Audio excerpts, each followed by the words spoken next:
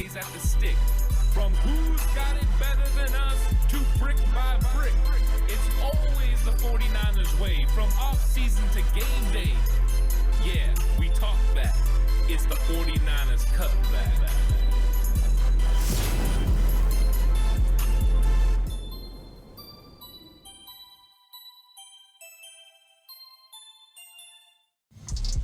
It's 49ers Cutback podcast time. Welcome to the show, everyone. Upon further review, which means I have watched the All-22 film. In fact, and I've broken it down. I wanted to get right into this because I think there's going to be a lot of things out there that, people are going to want to talk about. And what is the reason why the 49ers lost this football game? I've already seen, the blame game, actually people doing videos about the blame game, who's to blame for the 49ers losses. And, blame Kyle Shanahan, let's fire him. Blame Nick Sorensen, let's fire him. Blame Brock Purdy and his sore shoulder. It was his fault. He didn't execute well. And there's some truths to everything, right? There's some guys that are definitely making mistakes. But what is it? Is it the coaching? Is it the play calling? There's always a conversation about who exactly is to blame. And usually it's a microcosm of many things. A lot of times it's several things happening at once that don't go the right way. And when you've got 11 players having to work together in one accord to get a job done, a lot of times something can fall through the cracks. Now, the easy thing to do and the low-hanging fruit is to blame the play caller. It's usually the way you go. And in some cases, it's correct. In some cases, you look at it like, wow, that was a bad call. And, it's usually something different. There's usually an execution problem. Now, is the execution problem because the offensive play caller is expecting more from their player than what they're getting? Or is the player just not meeting the expectation of the play caller, not executing the way that they should? If you've already seen the player executed in the past, then they're capable of doing so. And I think with a lot of the players on the 49ers, we've already seen them prove what they're capable of doing, what they're able to execute with. So then it comes down to, was Kyle Shanahan just calling a bunch of bad plays in this football game? Did he not put his players in the best situations to be successful to win this game? For the most part, from what I saw, no. Are there a couple occasions where Mike Macdonald made a great call and got Kyle Shanahan and got the 49ers into a bad look? Yes.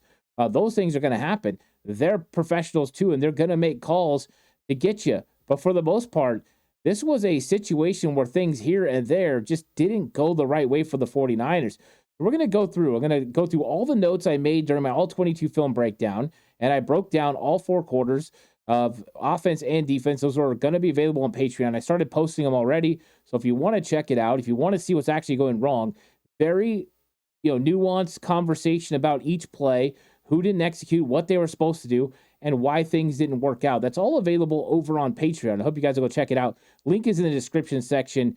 So give it a look. Let me know what you think about the All-22 breakdown, because I get deep into it from my coaching background. So if you guys want to check that out, please do. Please like and subscribe to the channel if you haven't already. Really appreciate it. If you're listening on audio platform, 49ers Cutback on Believe Network, please give it a 5-star rating.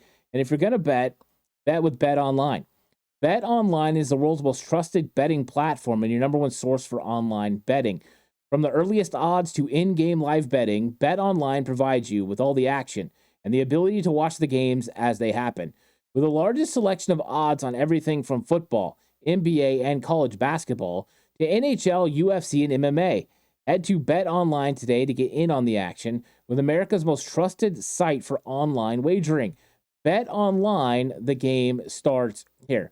We're just going to get right into this, and I'm going to start with the offensive side of the ball because I've heard a lot of people talking about the defense and the inabilities to finish off games in the fourth quarter, and we'll get to that at the end. Not really at the end, but here in a little bit. But I wanted to start with the offense because the offense had an opportunity to close the door on this game. They had the ball in their hands down the stretch, weren't able to do it. But again, it was a 49ers offense that couldn't score more than 17 points, and they had opportunities to score more than 17 points. And the normal conversation has been the 49ers just can't get it done in the red zone. Well, the 49ers went 2 of 3 in the red zone. So really good job, right? That's kind of their normal what they were doing last season. So it wasn't the red zone. Then what was it on third down? Maybe they weren't effective on third down. Well, they were 7 of 11 on third down. So highly effective there. Maybe they didn't hold the ball long enough. Nope. They won the time of possession. Maybe they lost the turnover battle. Nope. It was equal. There were just so many things when you look at it. You're like, how exactly did the 49ers lose this football game? Well, short answer is they shot themselves in the foot. They had opportunities to make plays to extend drives. They had opportunities on defense to get off the field, and they weren't able to do it. But on offense, it just comes down to a player here and there not executing and making a key mistake. And I think we saw this consistently. You would have a play on an outside run, for instance, and if Kyle Juszczyk is able to make his block, then you're going to get a big-time touchdown on a run from Christian McCaffrey. And what happened was they had Trent Williams doing an inside release, so he's going to rip past the defensive end, and he's going inside. That defensive end is then going to take a step in because his job is to go ahead and squeeze that down. He squeezed it down a little bit. Then Juszczyk is supposed to chip him enough for McCaffrey to be able to keep his line in the run game and get past him. If he does, he's going to be on Eric Saubert's hip pocket. Saubert is one-on-one with the corner, which is going to produce a Christian McCaffrey one-on-one with Kobe Bryant 12 yards downfield. If McCaffrey makes a miss, it's a touchdown. If he doesn't, it's an explosive. Instead, what we get, that defensive end is able to get upfield vertically with Juszczyk not being able to handle it. Now, Juszczyk overran it a little bit. I don't think he had his spot correct exactly. By doing that, he made Christian McCaffrey run more horizontal. As soon as McCaffrey's line in the run game changed and he had to run horizontal, it created an opportunity for Tyrese Knight and the rest of the Seattle Seahawks defense to then fill their spots and get to where McCaffrey was going to be. And they stopped it for a very short gain. That's the type of thing that changes a big-time explosive run into a not-so-significant run, is one subtle miss. The missed block changed the line for McCaffrey, which changed the timing of the play. That's how nuanced things are. But when you look at the design of the play, the scheme of the play, if it was executed correctly, and you love Kyle Juszczyk making that block, he only has to hold it for, a second potentially. You're getting Christian McCaffrey off a Saubert block, and Saubert made the block. You would have had a big-time play. I'm taking McCaffrey over Kobe Bryant in the open field every single day. And so that's the kind of frustrating thing that the 49ers had happen in this game, and that's just one instance. We'll talk about more. Now, I did like Kyle Shanahan using Jalen Moore as an additional lineman on the field, and it produced more. It should have produced more than it did. So one thing I thought was interesting is you didn't have George Kittle. So instead of playing Jake Tunges with Eric Saubert, the 49ers decided that they were going to put Jalen Moore on the field. And it was interesting. Sometimes he was playing like a second tight end. He was playing on the edge. Sometimes he lined up as the tight end in line and got over next to Trent Williams or Colton McKivitz. And then there were also occasions, where we saw him in the game and only one wide receiver because they would still load up with Kyle Juszczyk and a 2 running back set. So it was 21 personnel, but with an extra offensive lineman. I thought it was unique. And we talk about Kyle Shanahan. A lot of people talk about the fact that he's not very creative. I thought this was a very creative and often different thing that Kyle Shanahan has done, because this was more of a hardball type thing. Load up with the extra offensive lineman, go play bully ball. And it was actually pretty successful. Jalen Moore helped the 49ers, especially in pass protection. They were keeping him in the block, and they had the extra lineman up there, and that was a great thing for this 49ers team. It gave Brock Purdy extra time to go ahead and find his open receivers and rip the ball. I thought that was good. In the run game, it helped them convert on 3rd and short. That was really nice. But the reason I said it could have done more was there's actually a couple breakdowns in blocking. One of them by Jalen Moore himself, where he decided to double team with Trent Williams instead of going ahead and pressing up to second level and picking up the linebacker. If he would have picked up the linebacker, and Trent Williams was not happy with him after the play, he would have picked up the linebacker, Jones. Christian McCaffrey would have scampered for 15 yards. It was an explosive run that would have happened. They had it designed right. They had the right guys out there. They had the technique right. Jalen Moore just didn't come off the block. And I'm not sure why. He's just supposed to give a handover, help Trent Williams get initial control of that player, and then work up to second level. And with Ernest Jones playing inside, it would have been a significant run play. just wasn't able to get it done. That missing opportunity in the blocking assignments and execution definitely hurt the 49ers. And in that case, it was Jalen Moore, but we've seen it far too many times from guys like Eric Saubert as well. Now, Brock Purdy, he missed some open receivers in this game. There's just no other way to say it. And I think that everyone watching the live broadcast saw some of them. There's one play after they had the interception on Geno Smith, and you've got a situation where you've got Christian McCaffrey, over the middle of the field. He's about 7 yards down the field. You got Deebo Samuel to the right of him. He's about 9 yards downfield. Both of them are open. But if you watch the all-22 copy, you probably couldn't see it on the TV copy.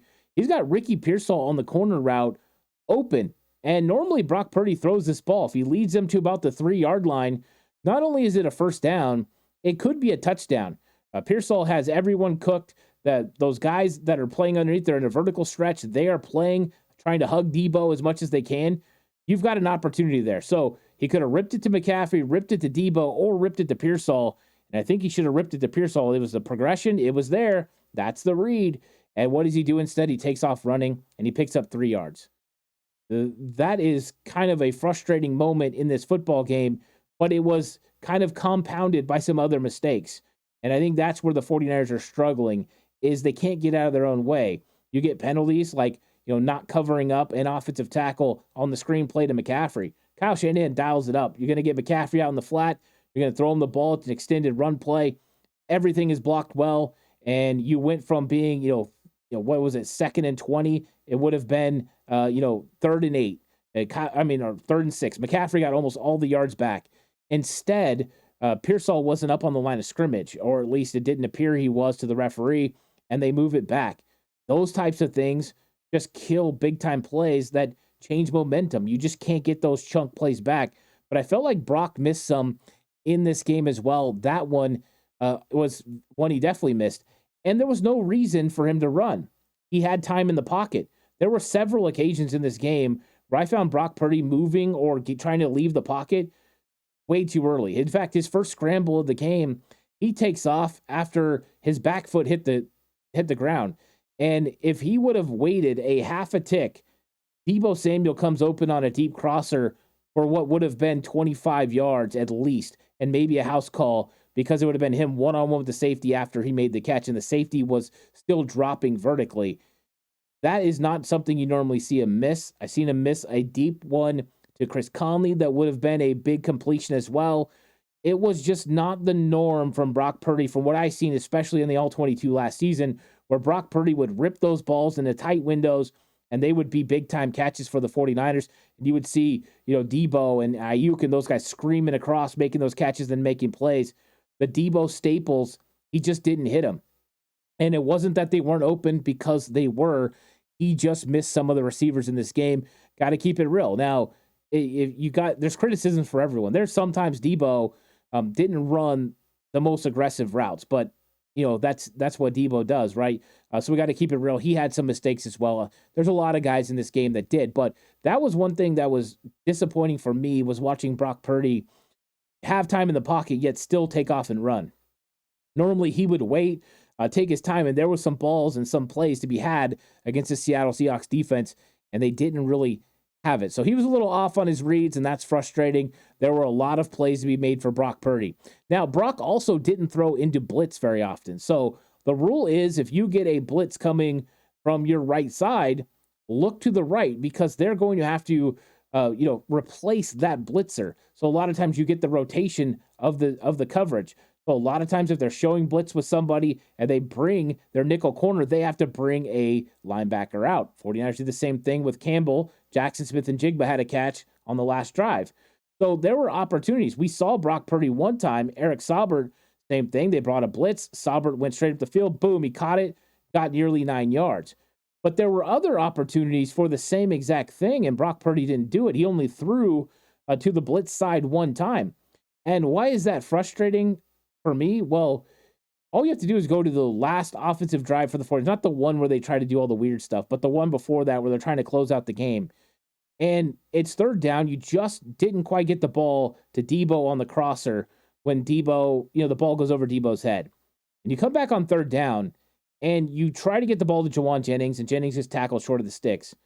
But the 49ers absolutely missed on what would have been a Deebo Samuel first down, game, set, match, or a Deebo Samuel touchdown. And here I'll explain it.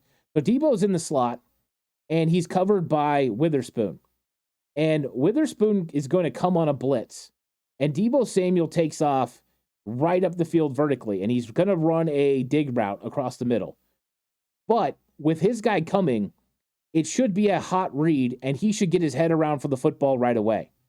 Not only should he get his head around for the football right away, but Brock Purdy should throw him the football. It would have been a first down. The guy covering him was a safety 12 yards deep because of the coverage gaff and the blitz coming.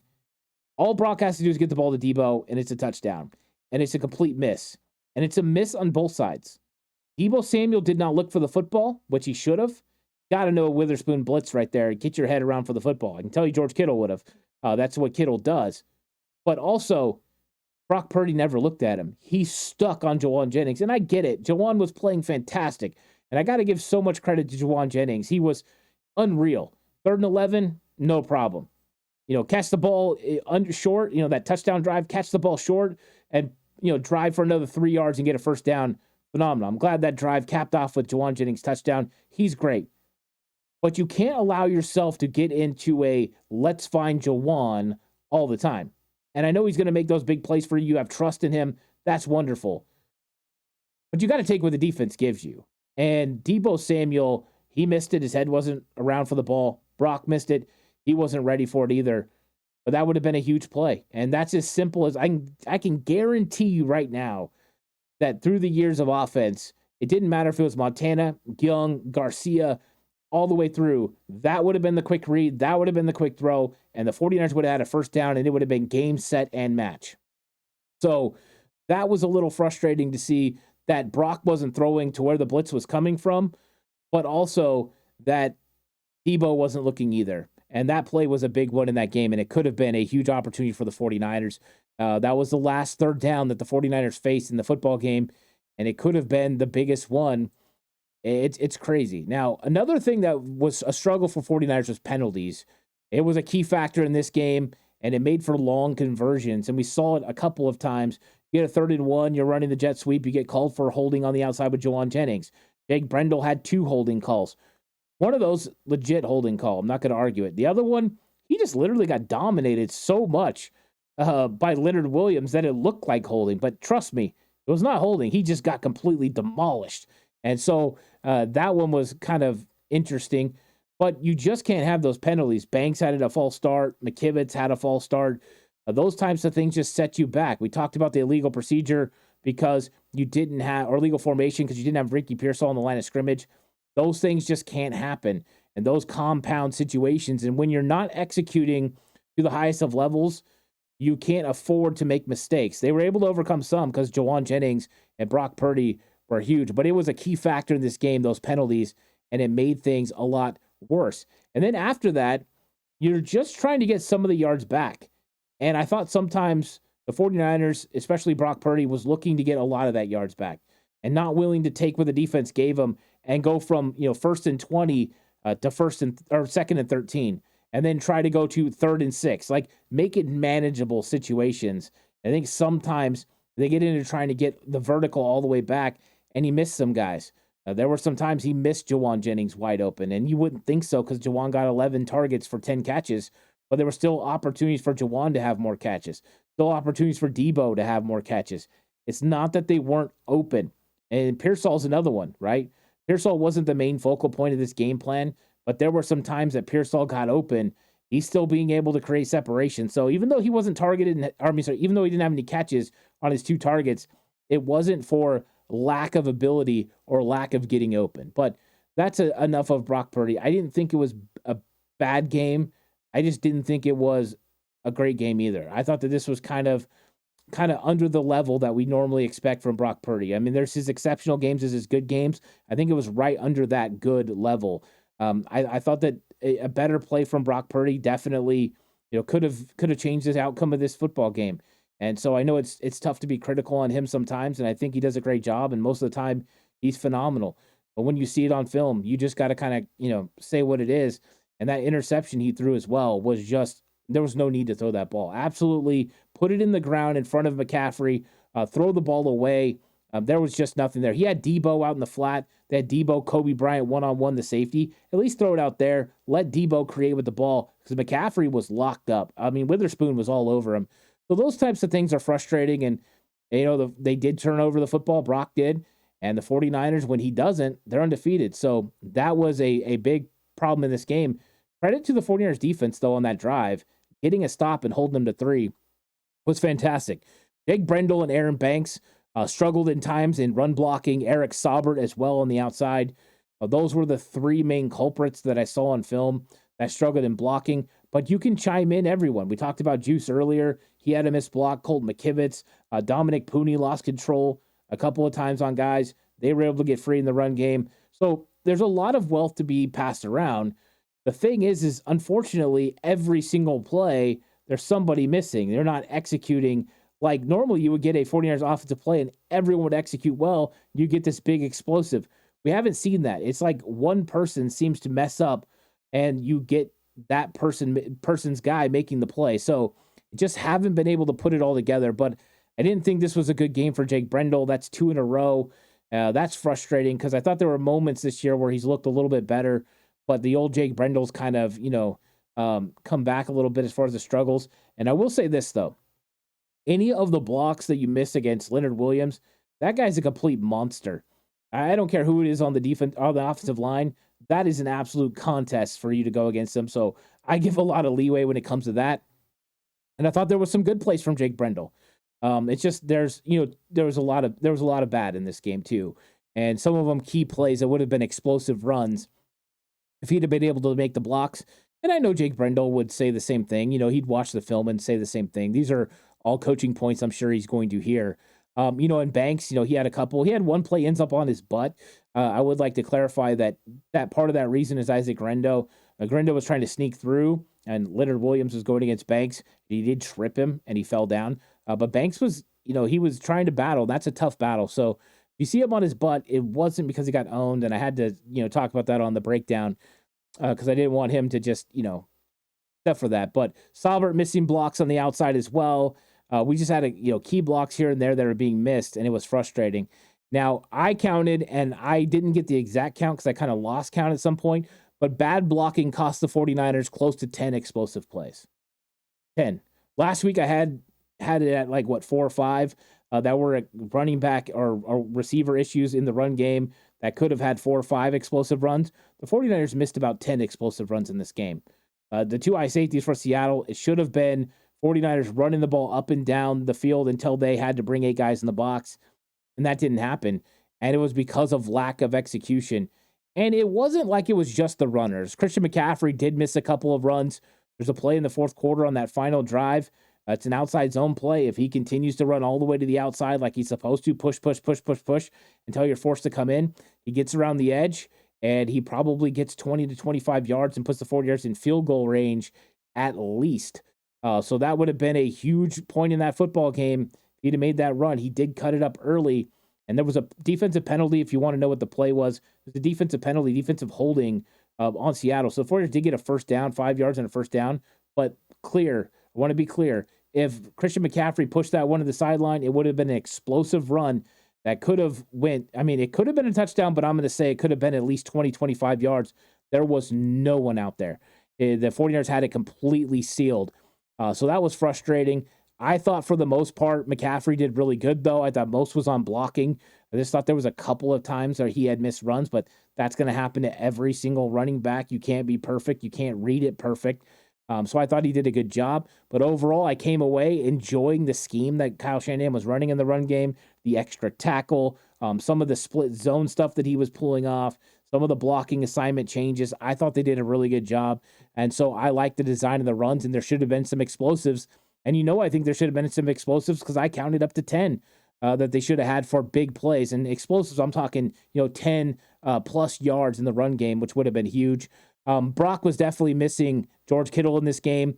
Eric Saubert had some matchups one-on-one against linebackers that they would have, loved to have with George Kittle, and they might not have gotten him. But then you would have gotten favorable matchups for McCaffrey, who they were covering with safeties and giving double coverage. So Saubert was open for a touchdown, and Brock Purdy did not pull the trigger on it. He had one-on-one, and he had a one-on-one with Tyreek Knight, the fourth-round pick, and his first game starting, and he had Eric Saubert for a touchdown. He chose to check it down at Debo. They ended up getting the touchdown on the drive, but just saying, those are the types of things. They had another one where he had Eric Saubert beat Tariq Woolen. Tariq Woolen was beat by Eric Saubert. He tripped, did not go to Saubert. So he was definitely missing Kittle. And I think the 49ers were missing Kittle overall, not just in the passing game, but in the run game as well. Now on defense, I thought the 49ers played really well in this game. Watching it back, I didn't see a lot of holes in scheme. I thought they played, a nice zone to man ratio. I thought that was pretty good. I think there were a couple instances, of course. We know the final drive didn't work out for the 49ers, but I didn't think a lot of it was scheme. I think the one thing I was hypercritical about when it came to Nick Sorensen in that final drive is once they got down there and the Seahawks had no timeouts, I thought that last play, there should have been more pressure. They brought pressure the play before with the blitz from Deommodore Lenoir. I thought there should have been another blitz, but it shouldn't have been with a cornerback. It should have been with linebackers. Go ahead and bring extra guys and make them throw the ball underneath. If they would have had to get rid of the football quickly, Geno Smith gets the ball quickly, a tackle in the middle of the field could have ended that football game. You normally need 16 seconds to get on the line of scrimmage and spike the football. Geno scored with 12 seconds left, so that shows you how close it was. So if there was one real critique, it would have been that.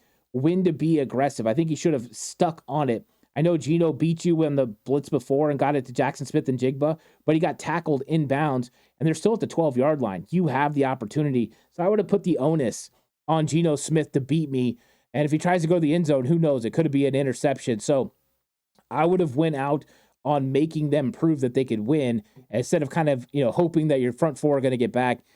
I do think, Bosa being out was a huge difference in this game. Without Bosa, they definitely had opportunities to score points. With Bosa, they were shutting the door on Seattle the whole time. Bosa was a real problem in this game, even when he wasn't, doing a good job. Now, one thing I will say about the defense is, once again, for the second straight week, the 49ers score to take the lead, and then the defense gets a stop and gives them the ball right back. So the 49ers went up 17-13, and the defense stopped Seattle and got them the ball back with just under 4 minutes left. When that happens, the 49ers offense needs to go out there and win the football game. It needs to happen.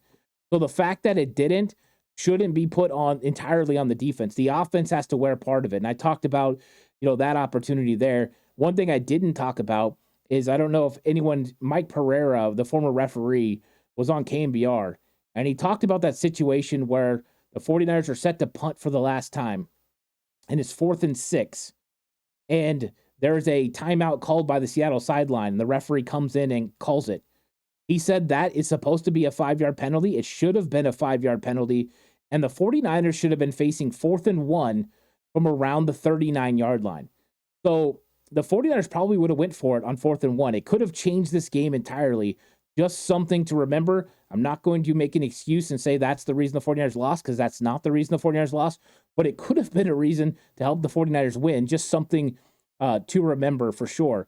So I thought that they did a pretty good job overall in this game defensively. Held Geno Smith and the Seahawks to 6 points in the first half, 3 of those coming on a short field after the Brock Purdy interception. Seattle got the ball, took over at the 29-yard line, yet the 49ers were able to get a stop. They did a really good job. I love the coverage scheme as far as zone to man. Now, one thing I still see the 49ers are struggling with is bunch sets. When they get into a trips bunch set, the 49ers struggle, especially when they stay in man coverage. Now, when they've gotten into their zone, they've done a lot better. I think the 49ers, at least for the foreseeable future, need to check out of man when they see bunch and go to zone, because it is becoming a little bit of a problem, or shift to some sort of a matchup zone, an IO coverage, an inside-out coverage, because right now, when they get into layered situations, they are running into each other, and they are creating, situations where they have to go over or under coverage, and it's creating separation, and we've seen Jackson Smith and Jigba get some first downs on some plays, then they shouldn't have been that easy. And this has been a problem for the 49ers all year, so that is a criticism I have of Nick Sorensen and the defense, is that Now, the 49ers defense played really good against the Seattle Seahawks running game. The Seahawks in this game were not able to run the football convincingly. They did have 94 yards total, but some of those were on Geno on the fourth quarter. Geno had 2 big runs in that game, but for the most part, the run defense was really good. The 49ers were playing it phenomenally, stepping up and playing in the right zones. I thought they were doing good against the run. Run fits were really, really good. I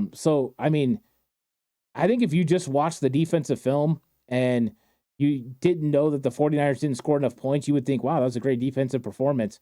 The problem was the 49ers weren't scoring points on offense, and they needed more from their defense. And down the stretch, the defense couldn't give that.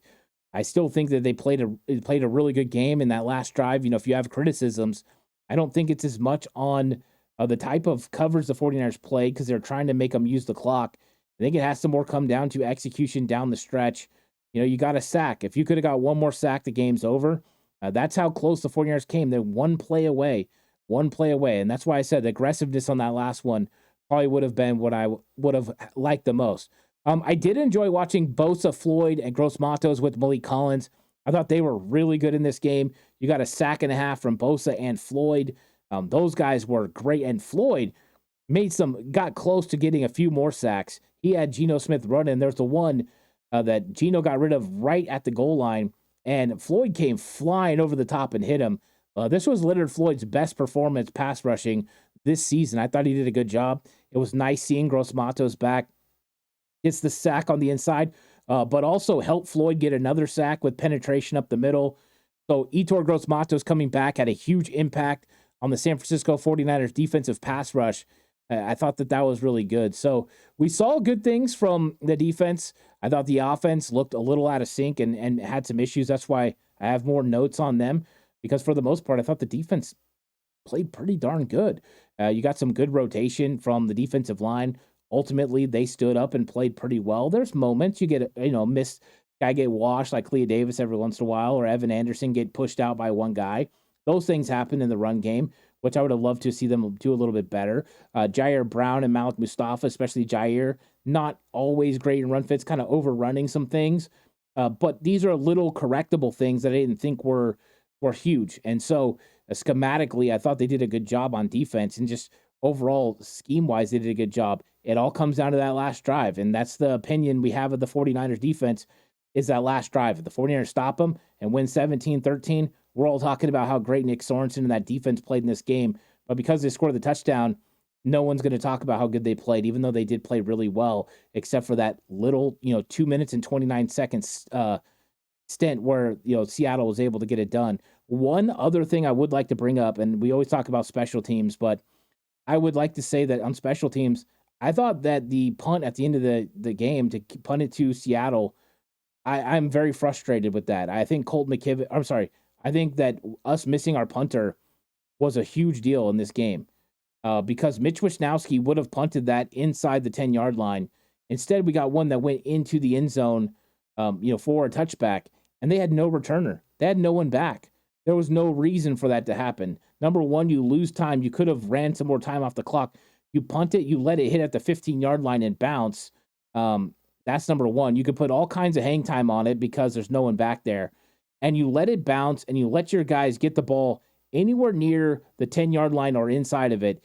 And then they sit there and they watch, and they let the time run off. And the refs will let 3 to 5 seconds go off. And how big would that have been in this situation? So those are the types of things that are the little nuances to the game. I thought special teams, that was a frustrating part of it. There weren't any huge gaffes for special teams, luckily. We almost had one with Jordan Mason almost dropping the ball, but they wouldn't have been able to overcome a special teams gaff. But I thought that was something to remember, that we were missing Wishnowsky on that one. Wishnowsky would have punted that one a lot better. So this is my upon for the review. There was still some good performances in this game. I thought a lot of good defensive performances. Some offensive players played well too, but 49ers have got to regroup now and get ready for Green Bay. And that's going to be on the horizon for the 49ers. They got to turn the page. They got to turn it quick, because now they are in playoff mode. Every single game's a playoff game for them. There's no turning back. You have to win, or it might be over for you. So they can't mess around anymore. So thanks for watching. Please like and subscribe to the channel if you haven't already. Listening audio platform 49ers Cutback on Believe Network. This episode is brought to you by Bet Online. The game starts here. I'll catch you guys in the next one. Until then, stay safe. Remember, the right way is always the 49ers way.